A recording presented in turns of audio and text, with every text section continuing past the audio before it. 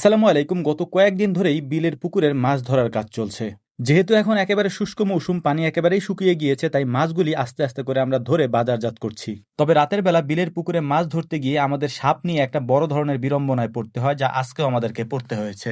এখন ঘড়ির কাঁটায় রাত 2টা, আমরা রওনা দিয়েছি বিলের পুকুরের উদ্দেশ্যে। আমাদের সাথে রয়েছে আমাদের ভ্যান এবং কতগুলি ড্রাম, যে ড্রামগুলিতে মাছগুলিকে আমরা জিয়ে রাখি। জাল পুকুরের পাড়ে আগে থেকেই থাকে, এ কারণে আমাদেরকে লোকজন ডেকে উঠাতে হবে, যেহেতু পাড়ার একেবারে শুরুতে আমাদের বাড়ি এবং বিলটা হচ্ছে পাড়ার একদম শেষে। তাই হাঁটতে হাঁটতে আমরা যখন যাচ্ছিলাম, তখন একে একে সবাইকে ডেকে উঠিয়ে নিয়ে বিলের দিকে আমরা রওনা দিয়েছিলাম।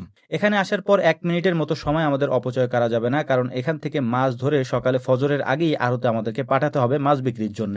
তাই সবাই মিলে তাড়াহুড়ো করেই আমরা পুকুরে নেমে গিয়েছি এবং জাল টান দিচ্ছিলাম। এবং মাছ ধরার ক্ষেত্রে সব থেকে বড় বিড়ম্বনা আমি আগে যেটা বলেছি আপনাদেরকে, সেটা হচ্ছে এখানকার সাপ। এখানে এত পরিমাণে সাপ রয়েছে, অর্থাৎ এই সাপগুলি পানি সাপ, যদিও নির্বিষ সাপ, তবুও সাপ তো সাপই, সাপ দেখলে কার না ভয় লাগে। তো যাই হোক, আলহামদুলিল্লাহ এই সাপের ভয়ের মধ্যেই আমাদের জাল টান দেওয়া হয়ে গিয়েছে, অর্থাৎ প্রথম জালটা আমরা টান দিয়ে ফেলেছি। আমাদের টার্গেট ছিল এরকম, যদি টাইম পাই আমরা, অর্থাৎ সময় যদি থাকে, তাহলে হচ্ছে আমরা আরেকটা টান দিব। যদি সময় না থাকে, অর্থাৎ ফজরের আজানের আগেই এই মাছগুলি ধরতে হবে। যে পরিমাণ মাছ আমরা ধরতে পারি ওই পরিমাণ মাছই আমরা আড়তে নিয়ে যাবো ইনশাআল্লাহ।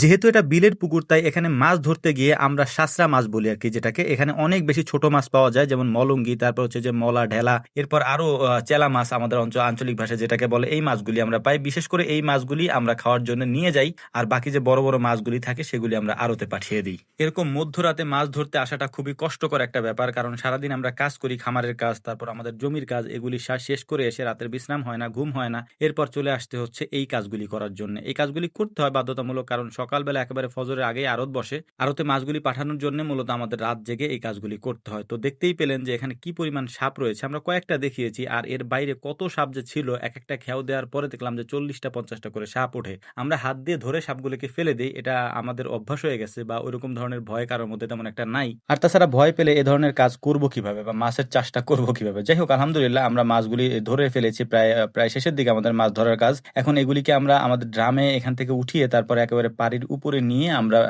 ওইখানে আরেকটা ড্রাম সেট করেছি, বা ওইখানে যে নসিমন রয়েছে, নসিমনের উপরে আমাদের ড্রাম আছে, ওখানে নিয়ে মাছগুলিকে ঢালা হচ্ছে। এখন আড়তের ব্যাপারটা আপনাদেরকে একটু বলি। আড়তটা হচ্ছে একেবারে ফজরের আগে বসে, এই কারণেই ফজরের সময় এখানে মাছ বেচা কেনা হয়, আমাদের কিছুই করতে হয় না, মাছগুলি ওখানে পাঠিয়ে দিতে হয় এবং ওনারাই হচ্ছে আড়তের মাছগুলি দাম উঠায়, দাম উঠার পর বিক্রি হয়, বিক্রি হওয়ার পর এই মাছগুলি বিভিন্ন বাজারে চলে যায় আর কি। তাই যেহেতু সকালবেলায় সব জায়গায় বাজার বসে, তাই ফজরের আগেই বেচা কেনা শেষ হয়ে যায়, এবং যারা এখান থেকে পাইকারি মাছগুলো কিনে নিয়ে যায়, তারা বিভিন্ন বাজারে বা বিভিন্ন হাটে গিয়ে মাছ সকালবেলা নিয়ে বসে এবং বিক্রি করেন তারা।